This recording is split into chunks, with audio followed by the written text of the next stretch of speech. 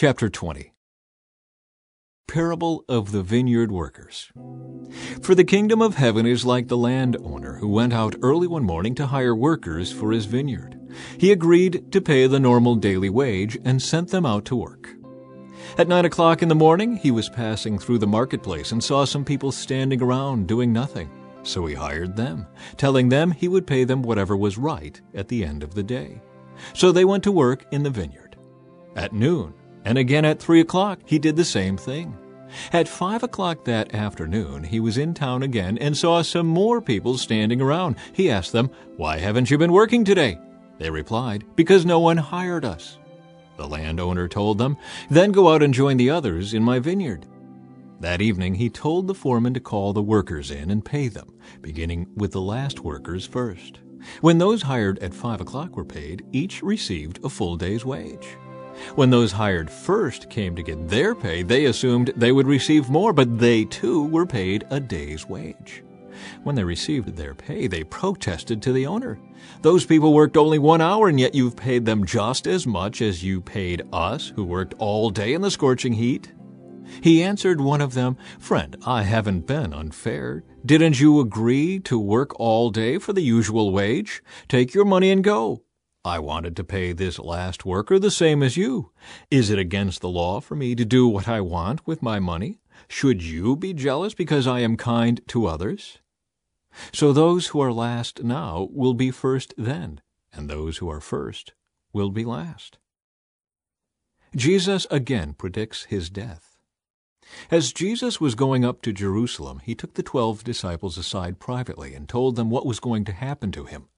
"Listen," he said, "we are going up to Jerusalem, where the Son of Man will be betrayed to the leading priests and the teachers of religious law.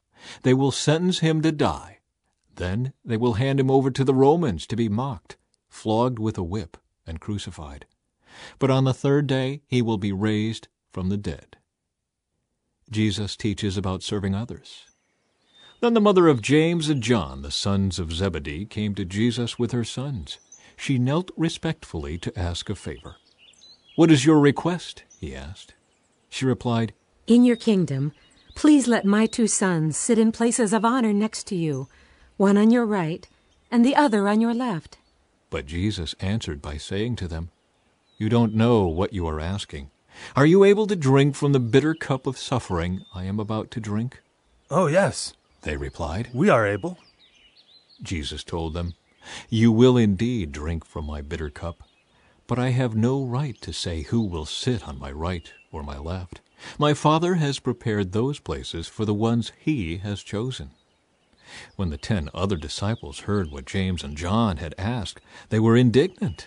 But Jesus called them together and said, "You know that the rulers in this world lord it over their people, and officials flaunt their authority over those under them. But among you it will be different.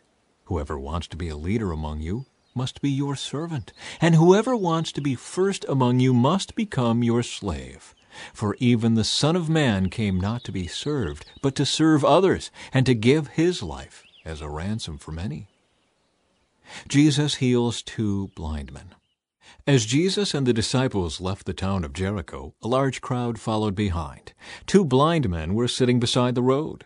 When they heard that Jesus was coming that way, they began shouting, "Lord, Son of David, have mercy on us!" "Be quiet," the crowd yelled at them. But they only shouted louder, "Lord, Son of David, have mercy on us!" When Jesus heard them, he stopped and called, "What do you want me to do for you?"